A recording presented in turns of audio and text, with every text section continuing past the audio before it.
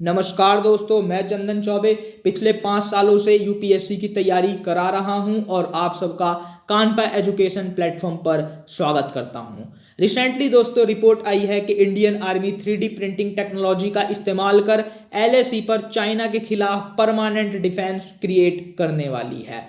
Permanent defence कुछ इस तरीके का होता है जैसा आप इमेजेस में देख रहे हैं। अपने इस लेक्चर में मैं आपको बताऊंगा what is 3D printing technology, benefits of 3D printing technology and 3D printing permanent defence क्या होता है and what are the advantages to 3D printing permanent defence for Indian army. But उससे पहले आप लोगों से पूछूंगा एक क्वेश्चन।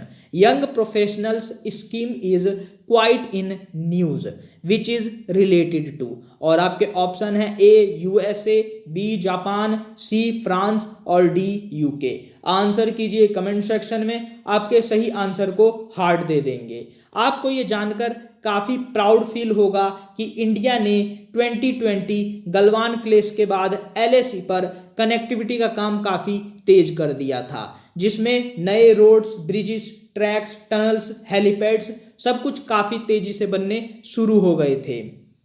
और दोस्तों अब ये आंकड़ों में भी दिखने लगा है। बॉर्डर रोड ऑर्गेनाइजेशन ने 60,000 किलोमीटर से ज़्यादा रोड्स बना दिए हैं, 693 मेजर ब्रिजेस बना दिए हैं जिनकी टोटल लंबाई 53 किलोमीटर की है, और इसके अलावा 19 एयरफील्ड्स एंड 4 टनल्स जिनकी टोटल लेंथ 19 किलोमीटर बताई जा रही है, इसे भी बनाया है। इसके अलावा दोस्तों एक वर्ल्ड रिकॉर्ड क्रिएट किया है 10,000 फीट की ऊंचाई पर लॉन्गेस्ट टनल 9.02 किलोमीटर का, जिसे अटल टनल के नाम से जाना जाता है, उसे भी बीआरओ ने ही क्रिएट किया है। अब दोस्तों आपको ये भी जानना चाहिए कि आर्मी ने 3D प्रिंटिंग टेक्नोलॉजी का यूज कर 22,000 ट्रूप्स के लिए बॉर्डर पर शेल्टर बनाए हैं, और एएनआई ने 3D प्रिंटिंग टेक्नोलॉजी के रिगार्डिंग वीडियो भी अपलोड की है। इस ओवरऑल डेवलपमेंट को समझने के लिए आपको समझना होगा मैन्युफैक्चरिंग के प्रोसेस के 2 टाइप्स को।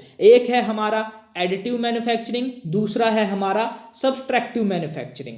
सब्सट्रैक्टिव मैन्युफैक्चरिंग में हम किसी भी मटेरियल का एक बड़ा ब्लॉक लेते हैं और फिर उसे डिफरेंट टूल की हेल्प से धीरे धीरे तोड़कर, फोड़कर, पीटकर, काटकर उसमें से एक निश्चित शेप का ऑब्जेक्ट निकाल लेते हैं, और वही हमारा 3D ऑब्जेक्ट प्रोडक्ट होता है। इसमें काफ़ी ज़्यादा वेस्ट क्रिएट होता है। वहीं दोस्तों जो एडिटिव मैन्युफैक्चरिंग होती है उसमें हम पाउडर, लिक्विड, बुरादा ये सब शुरू में लेते हैं और फिर कंप्यूटर पर इसका डिज़ाइन तैयार किया जाता है। इसीलिए इस टेक्नोलॉजी में प्रिंटिंग शब्द का इस्तेमाल होता है, और इस डिज़ाइन के अलोंग 3D ऑब्जेक्ट तैयार किया जाता है लेयर बाय लेयर प्रोसेस में, और इसमें जो वेस्ट होता है वो काफ़ी कम क्रिएट होता है। और दोस्तों जो ये एडिटिव मैन्युफैक्चरिंग है इसी को हम 3D प्रिंटिंग मैन्युफैक्चरिंग कहते हैं। अब दोस्तों हमने इसी 3D प्रिंटिंग टेक्नोलॉजी से परमानेंट डिफेंस क्रिएट किया है, और इस परमानेंट डिफेंस में स्टैटिक फोर्टिफाइड बंकर्स हैं, ऑब्जर्वेशन पोस्ट हैं और फॉरवर्ड म्यूनिशन डिपोट्स भी शामिल है।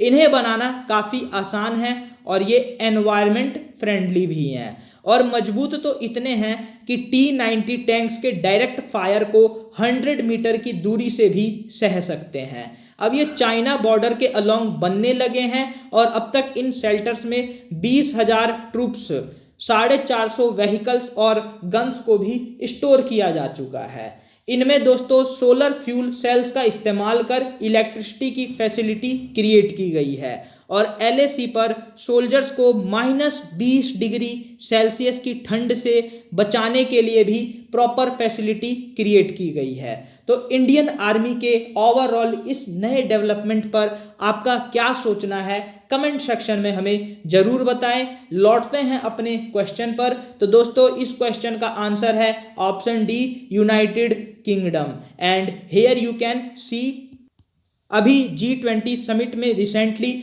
ऋषि सुनाक ने, ब्रिटेन के जो प्राइम मिनिस्टर हैं, उन्होंने इंडियंस के लिए 3000 वीज़ा का ग्रीन सिग्नल दे दिया है, और ये सब कुछ इसी स्कीम के अंडर किया गया है। अब दोस्तों फाइनली एएनआई की 3D प्रिंटिंग टेक्नोलॉजी